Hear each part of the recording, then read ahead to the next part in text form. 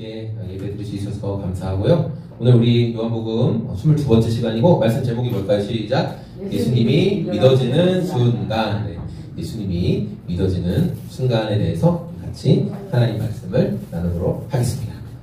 네, 여러분 이런 경험들을 우리가 다 한 번씩 해보는데요. 어떤 경험이냐면 바로 눈앞에 있는데도 찾지 못하는 경험. 그래서 이게 남자도 있고 여자도 있어요. 남자 같은 경우에는 아내들이 그 냉장고에서 뭐 소스 뭐 좀 꺼내줘 그러는데 아무리 찾아봐도 있어요 없어요? 없어요. 아무리 찾아봐도 없거든요. 그래서 아니 없는 걸 왜 자꾸 갖고 오라고 하는 거야? 그러면은 아내가 막 성질내면서 오죠. 그래서 여기 있잖아요 하는데 어디 있어요? 바로 내 눈앞에 있죠. 반대로 여자들도 그렇죠. 남편이 뭐 자전거를 고치거나 제가 이제 뭐 차를 고치거나 그럴 때 제가 아내한테 얘기해요. 아 그거 하얀 색깔 그 서랍 같은데 그 두 번째 칸에 거기 이렇게 찌개 같은 거 있거든요. 그것 좀 가져다 줘요. 그러면은 안 와요. 아니 그거 내가 어디 있는지 위치, 장소, 모양까지 다 말해줬는데 보인다 안 보인다? 안 보인다. 네 이렇게 우리는 바로 코앞에 두고도 못 찾는 경우들이 있다라는 거예요. 왜냐하면 우리 각자가 생각하는 그것에 대한 이미지가 있거든요. 예를 들어 어떤 소스 아내가 저한테 무슨 뭐 스리라차 소스 좀 갖다 주세요. 그래서 스리라차가 뭘까? 파란색인가? 막 이렇게 생각하고 찾는 경우 각자가 생각하는 이미지가 있기 때문에 그렇다는 거죠. 우리가 지금 계속 살펴보고 있는 예수님과 사마리아 여인의 우물가에서의 대화가 점점 깊어지고 있어요. 처음에 대화는 어떻게 시작했죠? 예수님이 여인에게 뭐 달라고 했죠? 물을 좀 달라. 맞아요. 물이라는 것은 모든 생명체에게 다 필요해요. 생명이 있는 존재들에게는 물이 다 필요합니다. 아주 일상적인 대화로부터 예수님이 이제 여자에게 말을 걸었어요. 대화가 진행되면서 예수님은 이 사마리아 여인의 마음 가운데 영적인 갈망, 영적인 것을 찾는 마음이 있다는 것을 알고 계셨기 때문에 예수님 그 다음에 말씀하신 건 내가 너에게 생수를 줄 것이다. 마르지 않는 생수를 준다. 이렇게 말씀하셨어요. 그런데 예수님은 마르지 않는 생수를 준다고 했는데 여인은 그냥 여전히 마시는 물로만 생각하고 있었기 때문에 대화가 잘 진행됐을까요? 대화가 잘 진행이 안 됐을까요? 대화가 평행선처럼 정말 승민이가 아는 것처럼 잘 진행이 안 되는 거예요. 여러분 혹시 이분 아세요? 브라이언 박 목사님 아세요? 네. 그분이 이렇게 인터넷 설교 또 전화 뭐 설교 이런 걸 이제 완전 미국 스타일이시잖아요. 치유 기도도 많이 해주시고 맞아요. 그래서 이분이 이제 저스트 지저스 저기 유튜브 채널도 보이죠? 저스트 지저스라는 유튜브 채널도 하시고 있고 또 저스트 지저스라는 집회도 계속 하고 계세요. 그래서 그 신세계 그룹 정용진 회장이 거기 가서 예배드렸다고 해서 잠깐 화제가 됐었죠. 이분이 이제 그렇게 하시는데 이분이 전화로 익명의 그리스도인들이 전화를 하면 상담을 해주시는 그런 유튜브에 그런 코너가 있거든요. 근데 어떤 일이 있었냐면은 한 자매가 전화를 한 거예요. 그래서 목사님 뭐 제가 상담할 게 있어요. 하면서 한 게 뭐냐면 자기는 인간관계 때문에 너무 힘이 든다는 거예요. 특별히 교회 안에 인간관계 때문에. 그래서 지금 있는 교회에서 옮겨야 될 것 같다. 다른 교회로 또 가야 될 것 같다라는 이야기를 하는 거예요. 왜 그러냐면 자기가 이제 어느 교회로 갔는데 사람들이랑 이제 친해지려면 봉사부서에 들어가면 좀 금방 친해지니까 성가대에 들어갔대요. 성가대에 들어가서 좀 친해지려고 하는데 그때 이제 성가대원들이랑 어떤 식당에 가가지고 같이 식사를 하는데 너무 기분이 좋아서 자기가 이렇게 다 같이 셀카를 찍자 그러면서 막 이렇게 했는데 반주하는 자매가 자기는 찍기 싫다고 계속 그러더래요. 근데 이분이 좀 그냥 찍어 하면서 억지로 그냥 찍은 거예요, 사진을. 자기는 찍기 싫다고 했는데. 그러면서 그 반주자분이 좀 되게 싫어하는 걸 느꼈대, 자기를. 그래서 자기가, 그럼 내가 나이도 한 3, 4살 더 많으니까 사과를 해야지. 주일날 자기가 잘못했다. 이런 식으로 사과했는데, 그 반주자가 그걸 좀 잘 받아주지 않는 것 같더래요. 그러면서 뭔가 계속 그분이랑 골이 깊어지는 느낌이 드는 거예요. 자꾸 뭔가 다툼이 일어나고, 싸움이 일어나고. 자, 그래서 자기 안에 어떤 마음이 있었냐면, 나는 이 사람한테 사과를 받아야 된다. 내가 어쨌든 미안했다고 했는데도 이 사람이 받아주지 않은 걸 보니까 이 사람이 잘못한 거다라는 그런 생각들이 이분 마음에 있었던 거예요. 그래서 이 불편한 마음 때문에 교회를 계속 있을 수는 없고 내가 교회를 옮겨야 되나? 이런 마음이 지금 있었다는 거죠. 그래서 목사님이 사연을 들으면서 자매님 혹시 그 지금 옮기신 교회는 몇 년 정도 다니셨나요? 물어보니까 지금 한 1년 정도 됐대요. 그러면 그동안 신앙생활은 몇 년 정도 하셨나요? 물어보니까 한 10년 정도 했대요. 그러면 10년 정도 신앙생활 하는 동안 교회는 몇 번 옮기셨나요? 그랬더니 총 5번 교회를 옮겼대요. 그 중에 2번은 뭐 직장이나 이런 피치 못할 상황 때문에 옮겼지만 3번은 사람 관계가 너무 불편해서 옮겼다. 이렇게 이야기를 하는 거예요. 자, 이 상황을 다 듣고 이 자매는 아마 브라이언 박 목사님이 좀 위로해주고, 아유, 자매님 마음이 참 힘들었겠네요. 그렇게 위로해줄 줄 알았는데, 목사님이 이렇게 얘기하는 거예요. 자매님, 세상 모든 사람들이 자매님을 다 좋아해야 됩니까? 세상 모든 사람들이 자매님한테 다 잘해줘야 됩니까? 지금 이렇게 얘기를 하는 거예요. 그러니까 이분이, 그건 아닌데요. 막 이렇게 하는 거예요. 뭐라고 얘기하냐면, 자매님, 저는 유튜브 하면서 사람들 상담해주고 온라인 교회 이렇게 하고 있으니까 하루에 수천, 수백 개의 입에 담기도 힘든 저주스러운 댓글들을 매일같이 저는 경험합니다. 그런데 제가 그런 사람들 신경 다 쓰면 제가 살 수 있겠습니까? 이렇게 이야기하면서 했던 말이 뭐예요? 세상에 단 한 사람만 당신을 좋아해주면 되는 거 아니냐. 그 단 한 사람이 누구예요? 예수님만 당신을 좋아해주면 되는 거 아니냐. 누가 뭐라 하든지 예수님이 나 좋아해주시면 되는 거 아니냐. 브라이언 목사님이 그렇게 아주 강하게 얘기를 해줬어요. 그러니까 여기는 뭔가 제가 위로를 받을 줄 알았는데 굉장히 직접적인 말을 들으니까 처음엔 당황하더라고요. 그러나 대화가 진행되면서 목사님이 왜 그렇게 말씀하셨는지 의도를 알았습니다. 자기가 지금 무엇이 잘못인지를 알겠습니다. 이렇게 이야기를 하더라고요. 여러분 보세요. 예수님과 사마리아 여인의 대화가 계속 이어지는데 이건 AI가 만들어준 이미지예요. 여인이 생각하는 것과 예수님이 말씀하시는 것이 조금 다르죠. 보는 방향이 자꾸만 다르니까 여인이 엉뚱한 소리를 자꾸 해요. 그러니까 예수님께서 본질적인 부분을 다루셨어요. 뭐예요? 여인이 숨기고 감추고 싶던 그 죄 문제. 그러니까 여러 남자와 함께 살았던 것을 예수님이 툭 하고 드러내시죠. 네 남편을 데려와라. 그러니까 여인이 깜짝 놀랐죠. 그래서 본능적으로 했던 반응이 뭐였어요? 나는 남편이 없습니다. 이렇게 얘기했어요. 난 남편 없습니다. 이것도 속이면 모르겠지. 나는 남편 없습니다.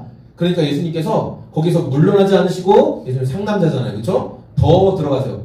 그래. 네 말이 맞아. 너 남편 없다고 한 말이 맞아. 그런데 너에게는 남편이 5명이나 있었지. 그리고 지금 6번째 살고 있는 그 남편도 네 남편이 아니지. 이렇게 얘기하니까 여인이 너무너무 놀란 거예요. 내가 숨기고 있던 이 속마음을 쏙쏙들이 아는 이분은 도대체 누구신가. 자기는 숨기려고 했는데. 그래서 여인이 예수님께 뭐라고 했어요? 당신은 선지자군요. 왜 선지자라고 얘기했냐면 맞아요. 선지자군요. 라면서 예수님을 좀 이렇게 높여주면 뭔가 예수님이 이제 자기 얘기 안 하고 여인에 대해서 뭐 안 물어보고 다른 얘기 할 거라고 생각했거든요. 그러면서 예배에 대해서 이야기하는 거예요. 그럼 우리 어디서 예배 드려야 돼요? 선지자님 어디서 예배 드려야 될까요? 그러면 예수님이 그 말에 기분 좋아서 예배란 말이지 예루살렘에서 드려야 되고 이렇게 설명할 줄 알았어요. 왜냐하면 그 당시 종교 지도자들이 그런 우월감에 빠져 있었거든요. 막 신앙적인 얘기하고 어려운 이야기하면 사람들이 다 그 말에 대단합니다 막 이렇게 하니까 그런 것에 빠져 있었어요. 그런데 예수님은 뭐라고 얘기했어요? 예배 드리는 장소가 예루살렘이든 그리심산이든 그게 중요한 게 아니다. 하나님 앞에 영과 진리로 예배 드리는 것만이 중요하다라고 예수님이 말씀하셨어요. 그러니까 형식적으로 그냥 종교 생활만 하고 있던 여인의 생각이 변화되는 일이 지금부터 벌어지기 시작한 거예요. 그러면서 이렇게 얘기하죠. 25절 읽어보겠습니다. 시작. 여자가 메시아가 오실 것을 압니다. 그가 오시면 우리에게 모든 것을 여인은 메시아가 올 것입니다. 그분이 오면 우리에게 모든 걸 알려줄 것입니다. 이렇게 이야기했어요. 자, 사마리아 여자가 어떻게 오실 메시아에 대한 기대감을 가지고 있었을까? 여러분 우리가 사마리아의 배경에 대해서 이야기했는데 사마리아 사람들은 다른 남쪽 유다 사람들이나 이스라엘 사람들과 다르게 성경을 어떤 것만 인정한 줄 알아요? 모세가 쓴 5가지 성경. 창세기, 출애굽기, 레위기, 민수기, 신명기 여기까지만 성경으로 인정하고 나머지 수많은 선지자들이 막 쓴 내용들은 인정 안 했어요. 그건 성경 아니야. 모세가 쓴 것만 진짜 성경이야. 이렇게 생각했어요. 자, 그런데 여러분 보시면 모세가 쓴 신명기 18장 15절에 이런 말씀이 있어요. 같이 한번 읽어볼까요? 시작. 주 당신들의 하나님은 나와 같은 예언자 한 사람을 일으켜 세워주실 것이니 당신들은 그의 말을 들어야 합니다. 아멘. 모세가 이 말씀을 남겨주었으니 다행이지 안 남겨줬으면 여인은 오실 메시아를 기대하지 못했겠죠? 모세가 이거 말하는 거예요. 나와 같은 예언자를 세워주실 것이다. 그 오실 메시아를 기다려라. 그분이 하는 말을 너희는 들어라. 이렇게 말했던 거죠. 그리고 여인이 나는 이 말씀을 알고 있습니다. 그래서 나는 메시아를 기다리고 있습니다. 어떻게 하나님께 예배하면 되는지, 모세가 율법을 통해 우리에게 알려준 것처럼 어떻게 하나님 예배하면 되는지 알려줄 그분을 나는 기다리고 있습니다 라고 그 여인이 말하자 예수님께서 이렇게 말씀하셨죠. 우리 26절 읽겠습니다. 시작. 예수께서 말씀하셨다. 너에게 말하고 있는 내가 그다. 네가 기다리고 있던 그 메시아 바로 그다 라고 말씀하셨어요.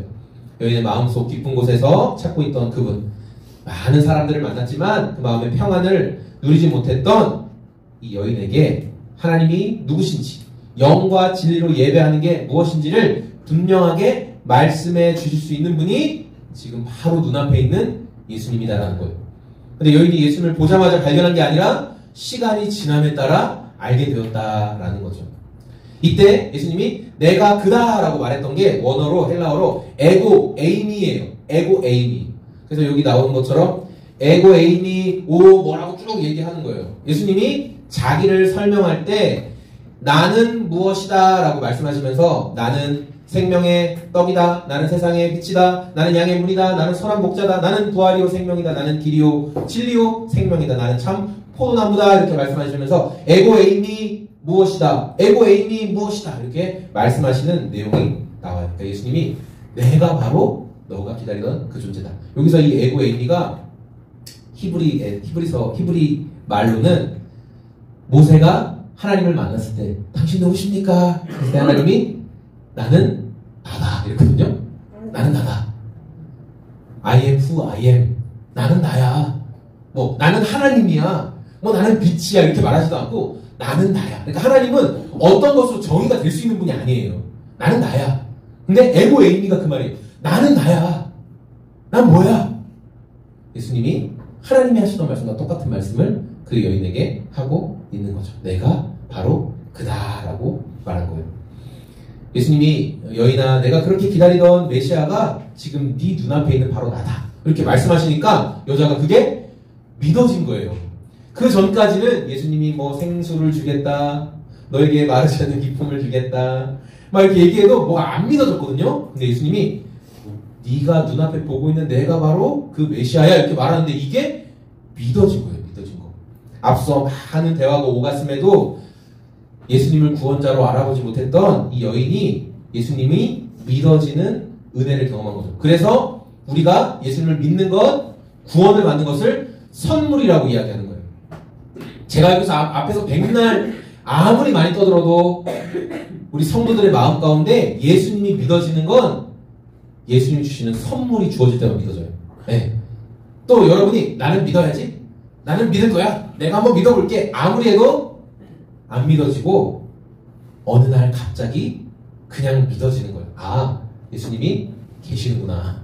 아, 하나님이 진짜 계시는구나. 나를 사랑하시는구나.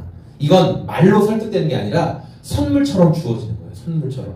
오늘 말씀에 등장한 사마리아 여인이 체험한 그 사건이 예수님이 믿어지는 그 사건이 저와 여기 소금제자초에서 함께 예배하는 성도들에게 일어나기를 저는 소망하고 있습니다. 오늘 말씀을 정리할 건데 예수님은 사마리아 여인과의 대화를 통해서 그녀에게 믿음과 구원의 선물을 함께 주십니다. 그녀에게 믿음이 들어가면서 구원의 선물이 함께 오는 거죠. 예수님에 대해서 뭐 별 관심도 없던 여인에게 처음에 물이라는 것으로 대화를 시작하시고 그 다음에 영적인 필요를 예수님께서 채워주셨어요. 그러나 여인은 영적으로 둔감해서 처음에 예수님이 말씀하신 의도를 잘 이해하지 못했어요. 그러니까 예수님은 그녀가 직면하기 힘들었던 죄 문제를 다루십니다. 그러니까 우리가 구원의 선물을 받을 때 반드시 오는 게 뭐냐면 죄에 대한 자각과 회개예요. 내가 하나님 앞에 진짜 죄인이구나. 그게 알아지고 그게 믿어져요. 그런 죄인인 나에게 이런 놀라운 사랑을 베푸신다니 이게 이해가 안 되고 그래서 하나님께 감사하게 돼요.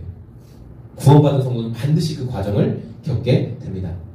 예수님과의 이 한 번의 만남을 통해 여인이 변화됐어요. 예수님은 여인의 상황에 맞게 대화를 해주셨고 그것을 통해 구원의 선물을 받았다라는 거죠. 여러분, 예수님이 구원자인 것을 깨달아야지만 그때부터 진짜 인생을 사는 거예요. 예수님이 나의 구원자다. 그분을 알아야만 그때부터 진짜 인생이 시작돼요. 예수님이 구원자인 것이 믿어지니까 이 여인의 인생이 완전히 달라졌거든요. 그 뒤부터. 우리가 그것을 알아야 돼요.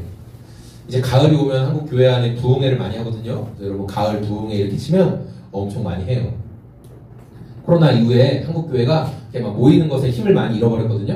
다 모여서 뭐 예배해야 되고 이런 거 많이 힘이 없어졌는데, 그래서 제가 감사한 건 뭐냐면 코로나 이후에 이제 온라인 이런 걸 되게 활성화하면서 유튜브에 이렇게 집회하는 거 다 올려줘요. 실시간으로도 올리고. 근데 저도 쉽게 가을 부흥회 치면 막 실시간으로 막 하고 있어요. 그런지 들어가서 참여할 수가 있는데, 제가 그 중에 한 교회에 이제 부흥회 집회 이제 영상으로 들어가서 실시간으로 보게 됐어요. 자, 그날 강사로 오신 분이 어떤 분이었냐면은 기독교 그 방송 간증 프로그램에서 이렇게 보조 MC로 진행도 하시면서 또 한 교회를 담임하고 있는 분이었어요. 근데 제가 이제 이분의 설교를 이렇게 들으면서 쭉 이제 뭐 40분, 50분 설교를 쭉 들으면서 이런 생각을 했는데, 말씀이 귀에 잘 안 들어왔어요. 그냥 귀에 안 들어오고 표현이 좀 너무 좀 어렵기도 하고 투박하기도 하고 그런 생각이 막 들었어요. 그렇게 한 20-30분 듣다가 억지로 들었죠. 이거 잘 안 들어오네. 나도 기독교 방송 나갈 수 있겠는데? 혼자 막 이런 교만한 생각을 막 하고 있었는데, 그러다가 이분이 갑자기 자기의 삶에 대한 이야기를 했어요. 자기 삶에 대한 이야기. 뭐냐면, 이분은 입양된 분이었어요. 19살 된 그 미혼모가 자기를 낳았고, 그 다음에 입양기관에 보낼 수밖에 없게 된 상황이었던 거예요.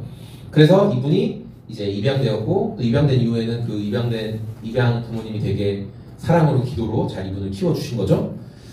자기가 입양된 지 한 38년 만에 그 생모를 굉장히 찾고자 하는 마음이 어느 순간 계속 일어나가지고, 그게 입양된 사람들은 그게 어쩔 수 없대요. 생부를 찾고 싶은 마음이 되게 있대요. 물어보고 싶어서 왜 나를 버렸냐, 이걸 되게 물어보고 싶다고 하더라고요. 그래서 그런 간증을 쭉 했어요. 간증이 나오니까 갑자기 제가 집중이 막 되더라고요. 귀담아 들었죠. 근데 여러분, 그 이야기가 흥미로워서, 그분의 이야기가 흥미로워서 제가 집중했다기보다는 그분이 38년 만에 이제 그 생모를 만나가지고 하는데, 그 직전에도 기도하고 그 어머니의 이제 뒷모습을 보면서 자기가 문 열고 들어가기 전에 먼저 기관분이랑 같이 엄마가 얘기하고 있는 걸 봤대요. 그래서 막 하나님한테 기도하고 막 심장이 터질 것 같았대요. 어떻게 해야 될지. 근데 하나님, 제가 할 수 있도록 용기를 주세요 이렇게 얘기하고 엄마 앞에 딱 섰는데, 그냥 자기도 모르게 마음속에서 그냥 엄마 이렇게 크게 부르게 되더래요. 엄마. 그리고 그 다음에 안아주고 그냥 뭐 두말 할 것도 없이 제가 엄마 용서합니다 이렇게 얘기를 했대. 그러면서 그게 자기 힘이 아니라 예수님이 도와주셨기 때문에 될 수 있었다. 그게 뭐냐면 예수님 이야기를 하더라고요. 그러니까 예수님 이야기에 저는 늘 관심이 있거든요. 예수님 이야기가 들려지는 곳, 예수님이 어떻게 하셨다라는 것에 대해서 저는 늘 관심이 있어요. 예수님이 나의 구원자와 주인으로 믿어지기 때문에 이분도 그런 일을 할 수 있었던 거죠. 놀라운 일을 행했던 거예요. 그리고 예수님이 나의 구원자와 주님이 된 사람은 결코 자기 인생을 허무하게 버리거나 떠날 수가 없습니다. 근데 왜 사람들이 저 사람 예수님 믿었다고 하는데 왜 저렇게 뭐 안 좋은 선택을 하거나 세상에 대해서 회의적으로 살아갈까? 왜냐하면 구원의 감격이 희미해지고, 그리고 예수님과의 대화 시간, 예수님과의 사귐의 시간이 점점 줄어들기 때문에 그래요. 그럼 기쁨을 잃어버리거든요. 그러니까 우리는 자꾸만 예수님에 대해서 집중해야 돼요. 예수님이 지금 어디서 어떻게 일하고 계시지? 내 삶에, 또 우리 가까이 있는 사람들의 삶에 예수님이 어떻게 일하고 계시지를 우리는 계속 집중해야 되는 거예요. 네. 제가 그 수목원에서 지금 일하고 있잖아요. 그 수목원이 되게 엄청 넓거든요. 그러다 보니까 처음에는 저는 운동삼아라는 생각으로 걸어서 열심히 이렇게 다녔는데 너무 힘든 거예요. 너무 멀어요. 그리고 일을 빨리빨리 해야 되는데 막 혼났어요. 왜 걸어 다니냐. 언제 일하러 오려고 막. 그래서 그다음부터는 그 트럭이나 1톤 트럭이나 그 전기 카트가 있는데 항상 그걸로 이제 왔다 갔다 하고 있거든요. 그런데 이제 제가 그 혼자 1톤 트럭을 끌어야 될 때가 되게 많아요. 그래서 1톤 트럭을 타고 혼자 이제 일하는 데로 왔다 갔다 할 때 저는 이제 예수님이랑 같이 내가 드라이브 한다 그런 마음으로 계속 혼자 노래도 하고 예수님 오늘 날씨 너무 좋네요 이렇게 막 얘기도 하고 자꾸 그렇게 해요. 대화를 해요. 예수님을 더 많이 생각하고 예수님을 더 많이 노래하고 내가 어느 순간에 있든지 자꾸만 예수님을 인정하려고 하고 있어요. 일이 바쁘면 그 바쁜 자리에도 예수님 오늘 이게 너무 힘든데 이거 오늘 날이 진짜 뜨거운데 이렇게 이야기를 해요. 그 바쁜 현장에 예수님을 초대해 드려요. 두려운 일이 있을 때 그 현장에 예수님을 초대해요. 예수님 이거 진짜 저한테 엄청 두려운 일인데 함께 해 주세요. 여러분 가족 가운데 힘들고 아프고 그런 분들을 돌봐야 할 자리가 있다면 그 자리에 예수님 여기 함께 있어 주세요. 예수님 함께 이 사람의 위로가 되어주세요. 자꾸만 여러분의 사정을 예수님께 말씀드리라는 거예요. 예수님을 그 자리에 초대해서. 이 이미지도 그런 이미지예요. 우리 일상의 모든 자리에 예수님을 자꾸만 초대해서 예수님께 말씀드리라는 거예요. 예수님 이 자리에 함께 있어주세요. 오늘 중요한 계약을 하는데, 오늘 어떤 것을 진행하는데 예수님 저와 계속 함께 있어주세요. 그러면 그렇게 예수님이 우리 마음 가운데 가득히 채워지고 함께 있어주시면 어떤 두려움도 우리를 무너뜨릴 수가 없다는 거예요. 그러니까 이 사마리아 여인이 사람들의 눈과 시선이 두려워서 맨날 숨어 다니고 도망다녔는데, 예수님이 내가 그니라, 네가 찾던 그 사람이 바로 나야 라고 말하는 순간, 예수님이 믿어지는 순간 갑자기 담대한 사람이 되어버렸어요. 그리고 우리가 잊진 않았지만 다음에 살펴보겠지만 마을 사람들에게 뛰어들어가서 내가 누구를 만나는지 여러분도 들어야 돼요 하면서 말한다는 거예요. 그러니까 여러분, 삶의 자리에 예수님을 더 많이 초대하고 더 가까이 하시기 바랍니다. 그래서 예수님이 우리 삶 속에 내가 그야, 내가 너와 함께 할 거야 말씀하시는 약속을 누리며 살아가는 저와 우리 소금제 장소의 모든 성도들이 다 되시길 소망합니다. 아멘.